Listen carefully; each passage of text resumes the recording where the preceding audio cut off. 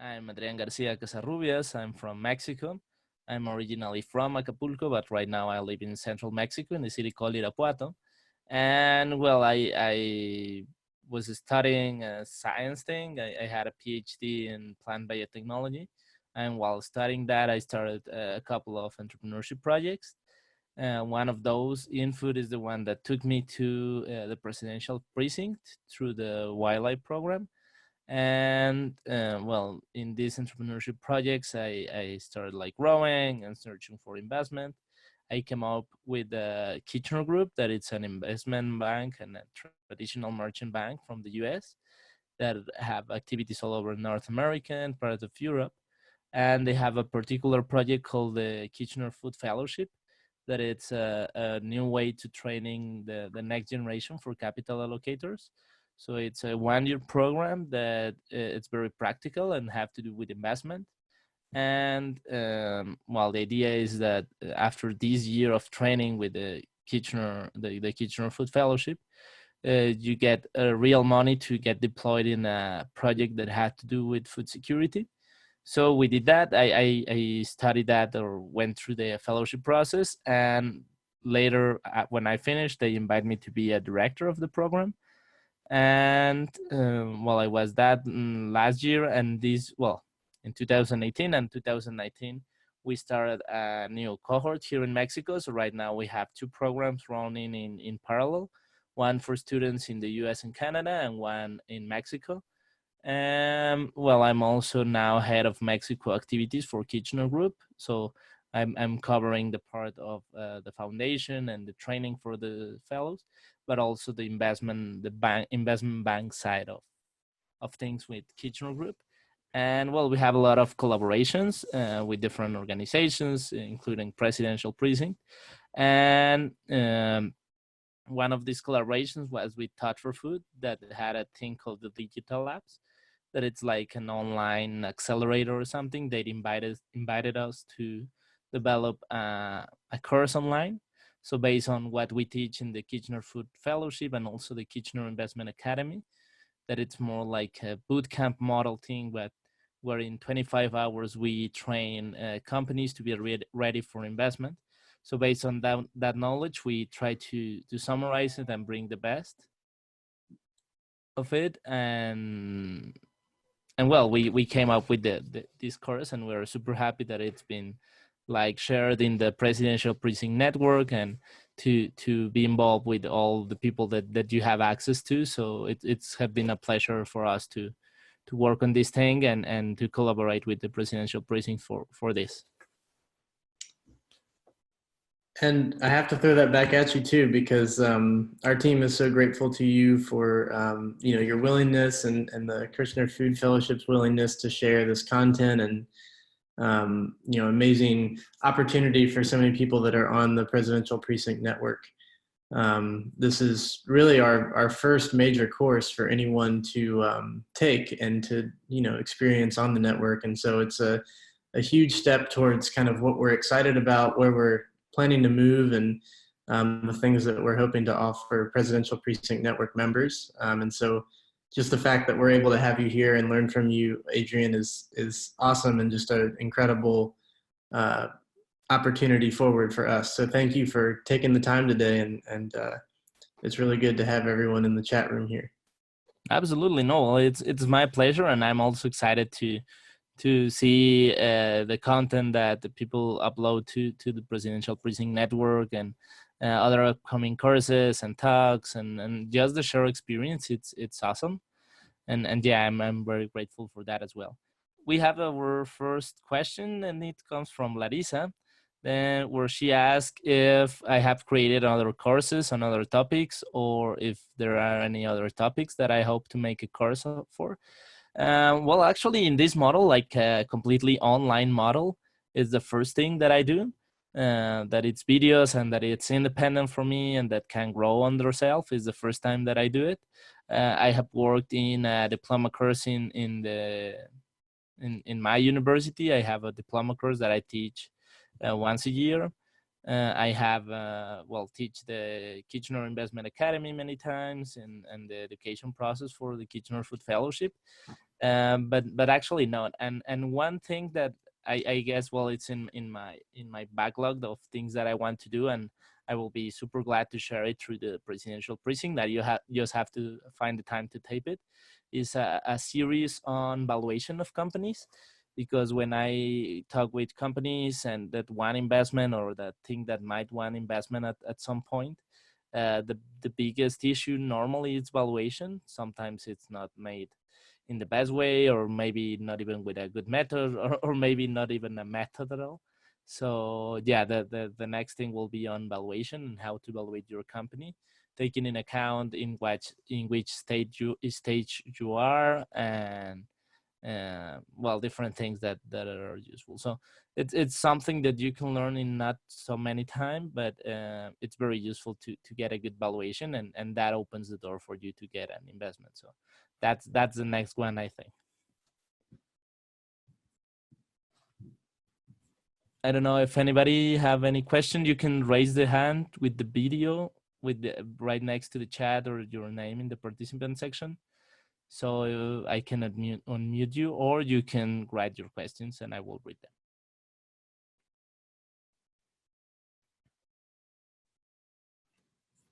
Or you can turn on your video and just raise your hand through the video. Okay, we have a question, a greeting question. I will read it. So it says, impact investing is such a new field. What is the most common misconception that you find that social entrepreneurs have about impact investing? And in working with social entrepreneurs in this space, what is the main concept or stage in the process that they struggle with the most? So it's two questions. I will try to answer them separately. So what's the most common misconception on impact investing is that sometimes people think that because you have a social project or an impact project and you want investment, first that somebody kind of owe you the money. So it's like, I'm changing the world. Somebody have to give me money. And actually that doesn't work like that. Probably that will be great if that could work like that. But it's not like that. You have to prove yourself. You have to prove that you're making impact, but you also have to prove that you're sustainable. So sustainability comes, yeah, for sure. It's social sustainability, environmental sustainability, but also economical sustainability. So you have to prove that you will be sustainable and that you can support yourself through the process that will happen. Another misconception is to think that if you get some impact investing, for some reason impact investors don't care that much about money, and that it's like because you're doing a good thing and you're a nice person, it's like they will forgive you if you don't hit your numbers or you don't get some earnings or something like that. And actually that's not the case. It's some people see, and actually I guess I can share it because I have it open somewhere. So 1, 2, 3. Okay, yeah, I have it here. So I will try to share the screen.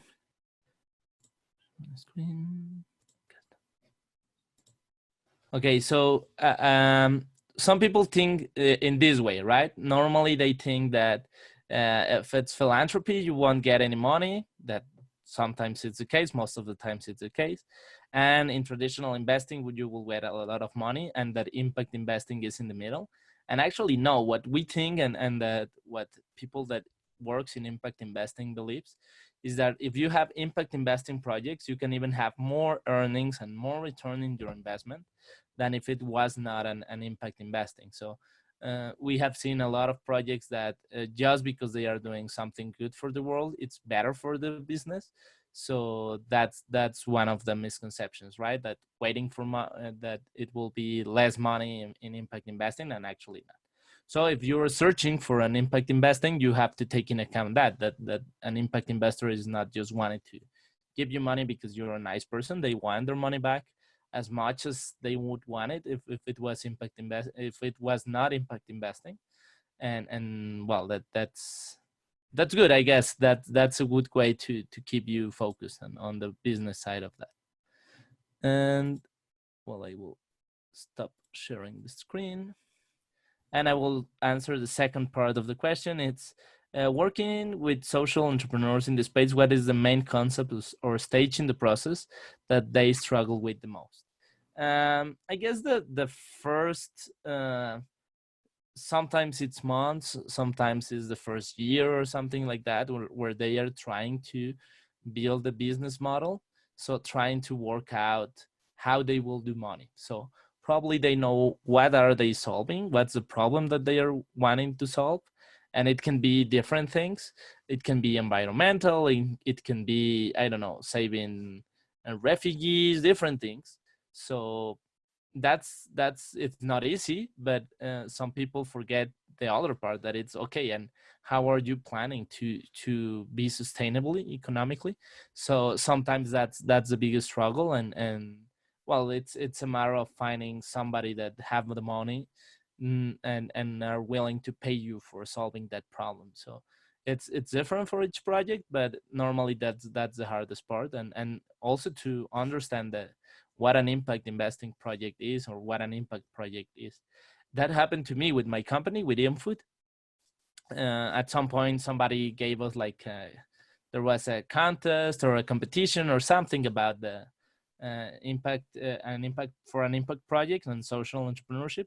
And I was like, no, we are not a social entrepreneurship, because I want to have a salary and I want to retire and I want to have money. And they were like, yeah, but what's the point? Well, for me, it was helping smallholder farmers, right? So they were like, no, this is a social entrepreneurship. This is a social entrepreneurship project. This is an impact project. And with that, you can make money. So I will say that's the part with where the entrepreneurs struggle the most, to balance the thing about wanting the money, but also making something good.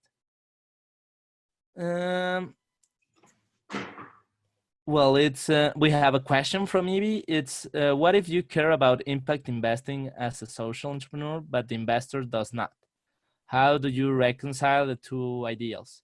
Well, I would say that the best way to reconcile the ideas and to get impact investors on board is to even think it's not like that for your project, but when you're thinking with an investor, try to think like if your social thing, like the impact that you're doing, as if it was a nice extra, so a plus into your model. So you have to have exactly the same financial discipline as if it was not an impact project. So you have to have discipline, you have to have good management, you have to know what you will do with the money and be careful about it. You need to know how are you going to make money. So if you have all this, like if it was a traditional investing thing plus an impact thing or a social benefit or something, that's the best way to get an investor on board. So it's not like it's a disadvantage for them to be involved in a social project.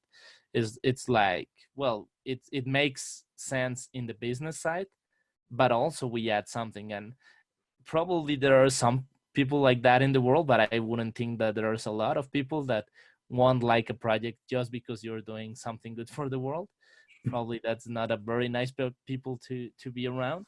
So make a project that it's very sound and very, very solid in the financial side, just as if it was not an impact project, and then mention the impact thing. And that's a great way to do it. And that goes back to the misconception. If you're presenting to an impact investor or a potential investor, and you're thinking or you're telling them that they will get less revenue or less return on their investment just because it is an impact project, they won't be interested and they can take the money everywhere. But if you present something that is very solid and you say, oh, and by the way, we save a lot of people, dolphins or whatever, that's like an extra, and sometimes that's like the deal closer.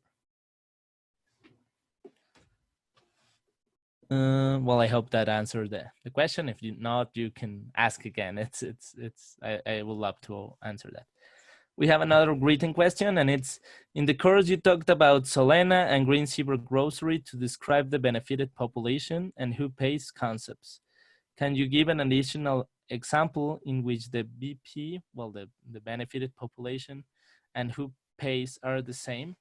Yeah, and well, that brings us in business to two concepts that are very important and are important marketing, but also to the building of a business model that it's the user and the customer. So the user are the people that use whatever solution do you have, and the customer is the one that pays for that. So the classic model is they talk about diapers. So the baby use the diaper, but they don't pay for the diapers because most baby don't have any money. So you have to, well, the parents buy the diapers, right? So that's why they put, I don't know, cartoons in the diapers and things that actually the baby don't care about at all. But it's to have happy both sides. So in this case, that's exactly what we are dealing with.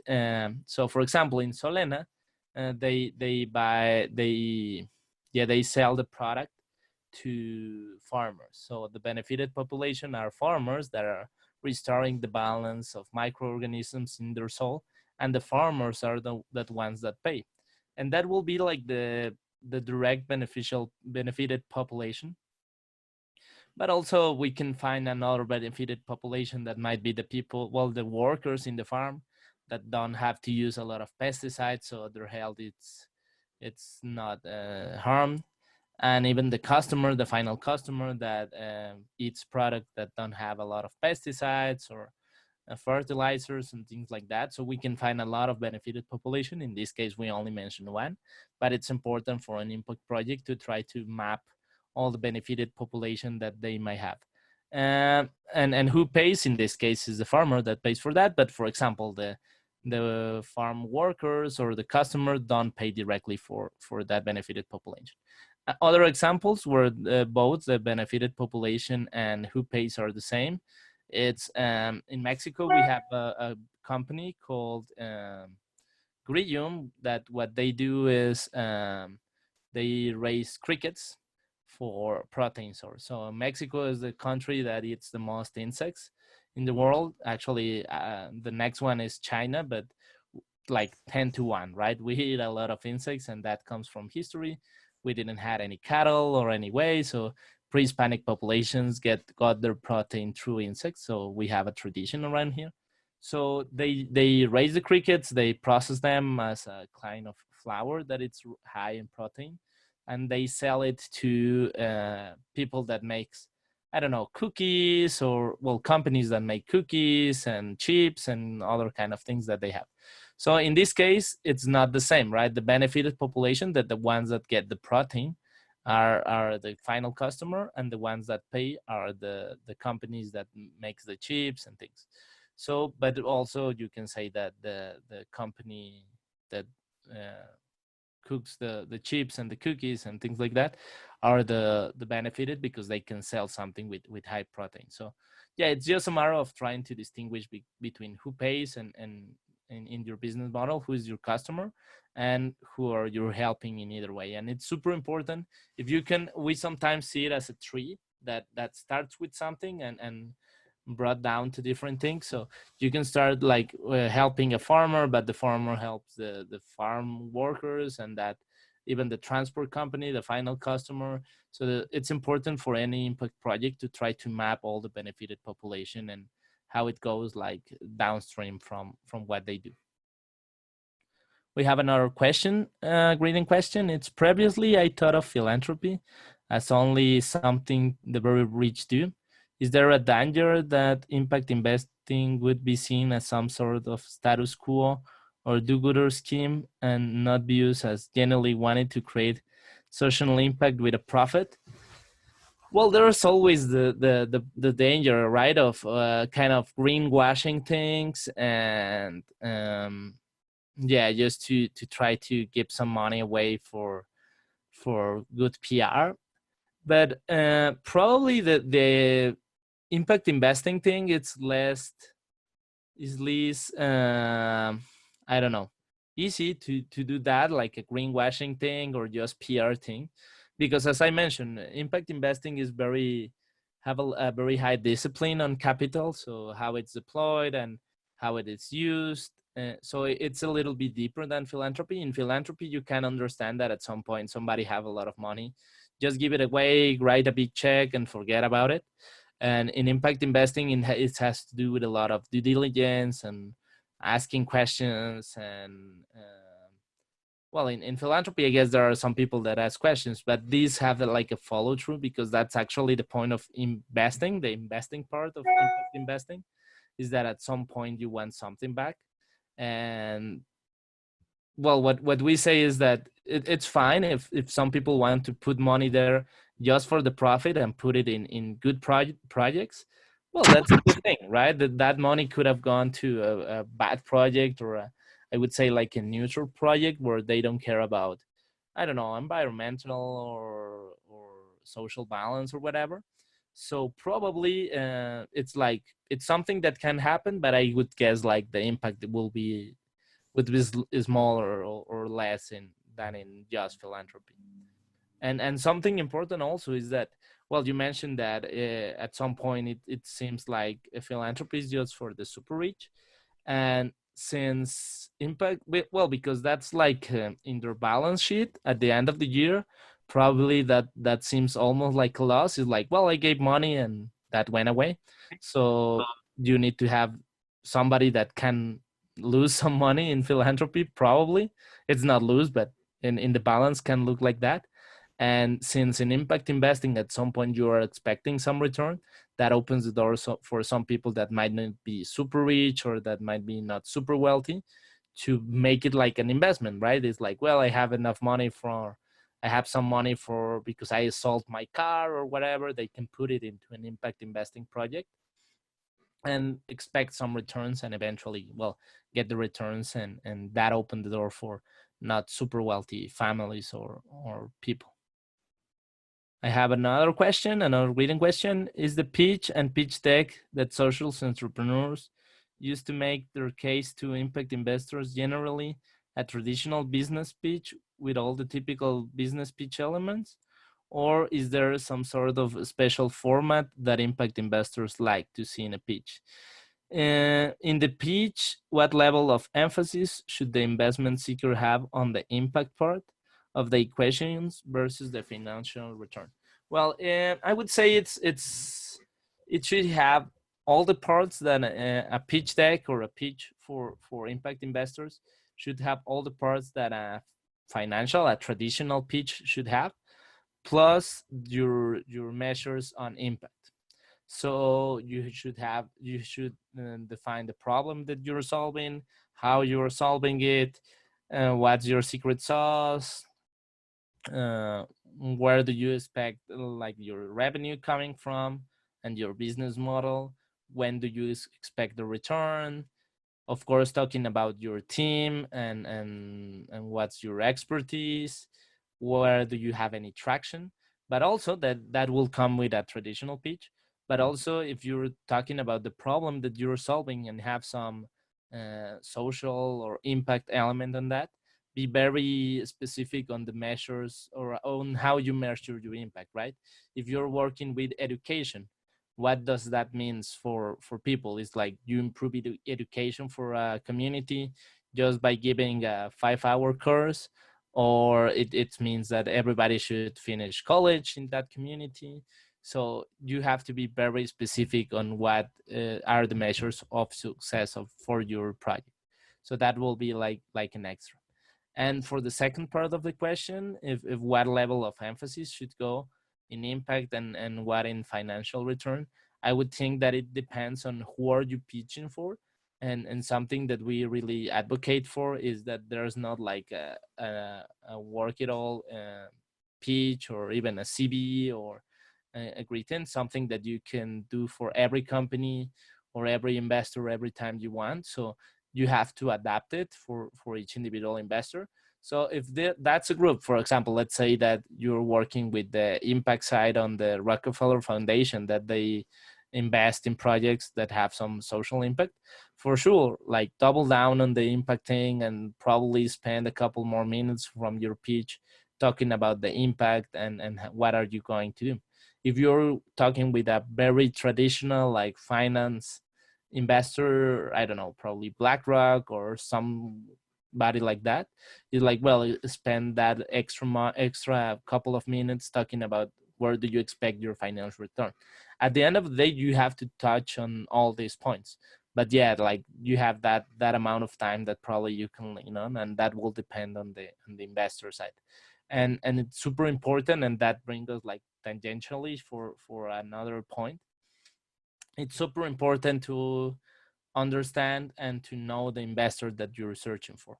So some people is like, well, I need the money, I want the money, I really need it to keep the lights on, and whomever wants to give me money, I don't care, money is money.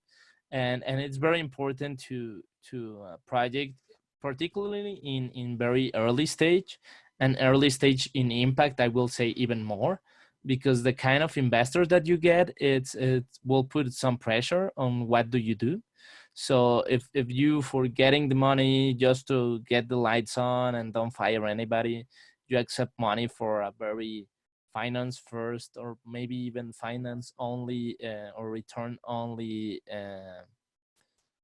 We have a request for joining in. I will let me turn. Wonderful. So if you are working with an investor that's finance only, that will bring a lot of pressure probably for your impact side. And yeah, you kept the lights on, but you end up doing something that you were not expecting. So yeah, that will be my main thing. My main advice is to find the right partner, the right investor, and try to talk about this in advance, right? It's what are your expectations on returning, and be very clear about that. Mirabel, I just saw that you joined. Welcome to the Q&A session. If you have any questions, you can click the raise the hand button, or turn on your video and wave or something so we can see you, and I will unmute you. In the meanwhile, we have another question. It's, in a pitch, should investment seekers try to put a monetary value on the social impact part of the project, or is it enough just to describe it and why it is important? Well, actually, to measure impact is one of the main problems in the world in impact investing, because it's actually really hard to measure impact, and it's because it's multifactorial, right? It's like at some point we give this awful example to entrepreneurs, that it's if you had, I don't know, probably let's say like $1 million or $10 million or something like that, and you have it, what would you do with that? Would you save, I don't know, children that might have a very strange disease or something that can be cured with the money that you have? Or would you prefer to use it to educate, I don't know, 100 or 1,000 children in a community? So it's super hard, because both things are very important, right? And to save a life, but also to educate 1,000 people, it's super hard. There's like not actually a very good answer on that. So some people have tried to put a number, and actually in the last model, in model 5, I mentioned a reading material that it's from the Harvard Business Review, that it's very interesting. It's from Bridgespan Group, that it's a huge group that works, I don't know, works in the $billion rounds thing. But they work on impact very hard, and they have been trying to measure impact that way, like try to put a number, and that's like the holy grail of impact, try to put a number. And actually what they do is they try to monetize. For example, if you save somebody's life from a disease, what will be the productive life of that person, and so what would their work bring to society? So they try to put a number on that. But of course it's super hard, and that comes from a lot of I don't know, ideas or probably like assumptions for the future. So who knows, right? It's like you save the life of somebody, and I don't know, they ended up not doing much for any reason, but maybe you saved the life of another person, and they end up solving cancer or doing so. It's like there's no way to put a monetary value on someone's life. So we try to do it, and at some point we try to follow some methodologies, but it's still a lot of art behind that, and a lot of ideas that goes behind that.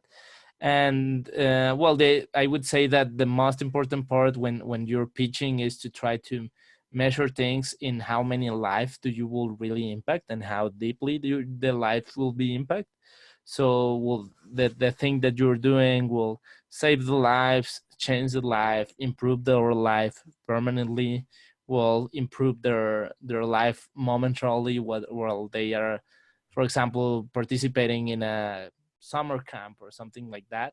So try to measure that, the amount of people and how deeply are their touch. That's more important than put a dollar value on that. And because most investors realize that it's super hard, and each one will come up with their own number once they know the number of people that you impact and how deeply are you impact them.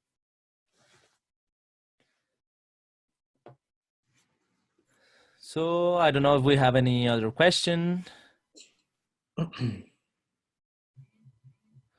Yeah. Well, we have another question. It's, what does the future of impact investing look like in Mexico? It's on the rise. Yeah, actually, and I guess that happened for a lot of countries in Latin America and the Caribbean and many other countries. Is that, well, impact investing money tends to follow problems. So it's like, if you have a lot of problems, you will have a lot of impact investing money. And so we have a lot of problems. We have every problem, right? So we have I don't know, sexual equality problem, we have gender equality problem, we have um, income inequality problems, we have some food security issues. So we have a lot of issues. So that brings a lot of money from impact. And normally the impact investing money in Latin America tends to be foreign. So it comes from the US, Canada, Europe, even Japan and China are working really hard on financing impact projects. So yeah, in Mexico in particular, we are attracting a lot of impact investing, but also that brings some level of expertise, and we're starting to build our own kind of impact funds, or impact even accelerators and incubators that are particularly working on that. And I would say it's rising. It's like starting to build from scratch. So that will take some time to have, I would say, like an all Mexican fund working on impact projects, and also investing not just in Mexico but in other countries. That will be amazing, but that will take some time because we have to have the critical mass of projects that are working with that. And with that, we have some good projects, some not very good projects, and some level of experience. And actually, that's the thing that we are trying to address with the Mexico cohort for the Kitchener Food Fellowship, is how would we train the next generation of capital allocators here in Mexico. And well, we see it's growing, and something that we are not missing are great projects to invest in. So we are expecting that at some point that will attract more people to invest in Mexico, not just foreign but also Mexican people investing, and particularly following the impact investing thesis, right? Because the idea is that it will be equally financially beneficial, but also like some social and environmental benefits. So I would say it's growing. As always, we would love to see it growing much faster, but well, it's something, and well, that give us also some time to be prepared. I see that Dana joined. Hi, Dana. I don't know if you have any question. I know that you have been working in a lot of projects there in Peru. I don't know if anybody else have any question.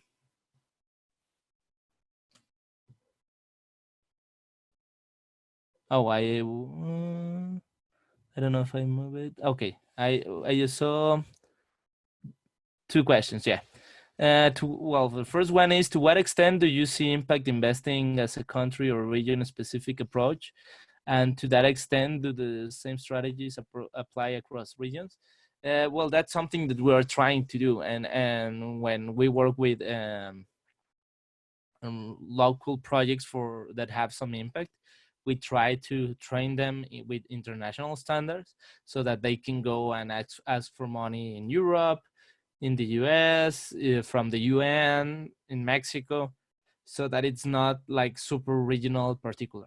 Normally, the impact investing money tends to go regionally because, well, even though we might have the same problems in some parts of Asia and Africa and Latin America and the US, um, they tend to be solved in different ways in each region.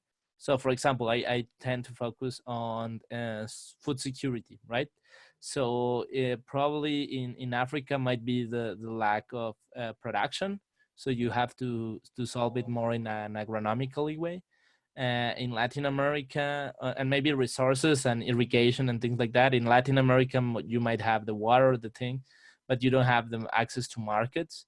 So people stop growing nutritional food.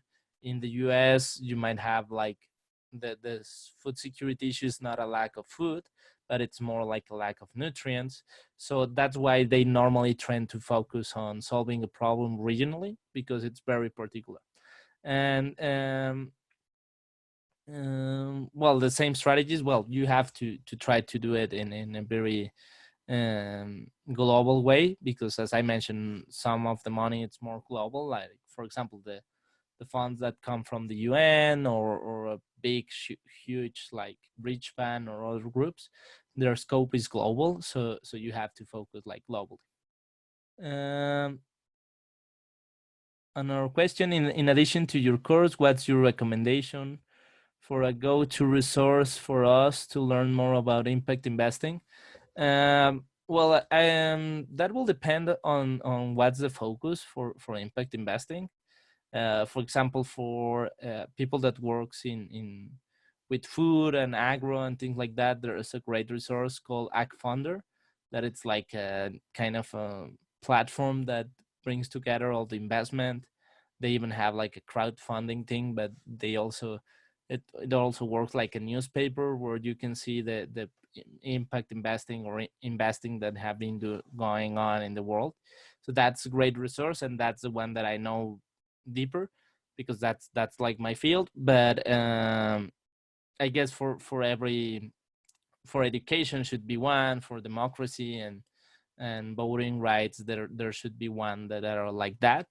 And also there's a lot of well, online kind of longer courses. Some people have told me that there's one um,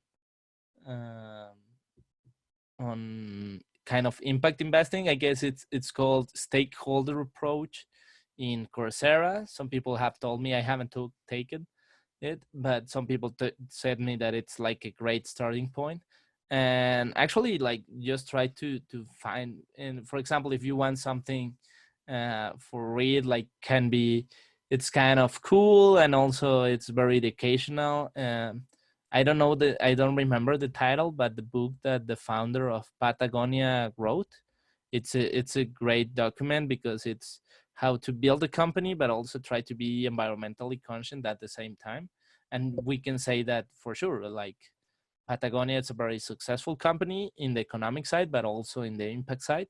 So, and they talk about surfing and things. So it's a very cool thing to learn without thinking that you're learning something, and that's always cool. I have well, Evie says, sorry everyone, no problem, have to go again. I look forward to watching the recording. Well, welcome. Thank you, Larissa. Yeah, exactly. Yeah, Nancy mentioned that the book is called "Let My People Go Surfing." So yeah, exactly. That's the title. I knew it have something to do with surf, but I don't. Yeah, it's a great book. It's really useful, and it's also useful to read the thing on how the business started and see how it have been growing, right? Because even at the point where he wrote the book, it's not it was not evident that the kind of success that they were going to have. So it's great to see and research a little bit on the company, and actually that's just the idea that we're trying to bring to entrepreneurs, and that some to some traditional investors is like, yeah, you can invest in a clothing line, and if you see the numbers for Patagonia, for example, that makes sense to invest in them, and they are growing and they have a lot of happy customers and probably some retail places and everything. So that makes sense in the economical side. So the extra, I would say, like the having some impact that could be seen as an extra for some investors, doesn't come in the way. Not just that, it's like that helps the business.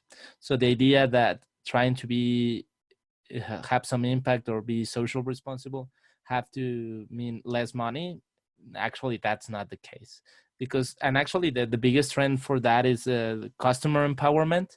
So it's not just thinking about, well, what I'm offering and the final line and the bottom line for my business, but now the customers are more inclined to consume products that come from socially responsible companies. So that really helps in the balance sheet and the final bottom line of a company. If we have no other questions, maybe try to put a call for questions or close the conversation. Well, I don't know if I would say that probably this is the last call. So for in this call, last call in this call, for if you have any questions, I don't know, Dana, I see Mirabel. I don't know if anybody have any other question. I will be happy to answer it. And if for any reason we don't have any other question, let me leave you with my email. So, well, if I know how to share the screen, that should be over here, I guess. No, it's here. So I leave you with my email, and well, I will be glad to answer any question that you might have. Also, I'm very pending on the presidential Presidential Precinct Network, so that's a great way also to contact me and to answer any questions that you might have. And I also, well, invite you to keep an eye open for the next series, as Larissa asked. The next series probably will be on how to evaluate your company, for sure with a social perspective, but also something that makes sense economically. So, oh, and I just see that there's mistake. It's fun, the food. It's always fun, but well, it's fun, the food that come. So yeah, that will be the my session over here. And if you don't have any questions, I really thank the Presidential Precinct for the opportunity to address some of the questions of the course. If you haven't not take the course, I really invite you to take it. I guess it can be very useful. And I look forward to see if you have any questions or how can I help you with your projects.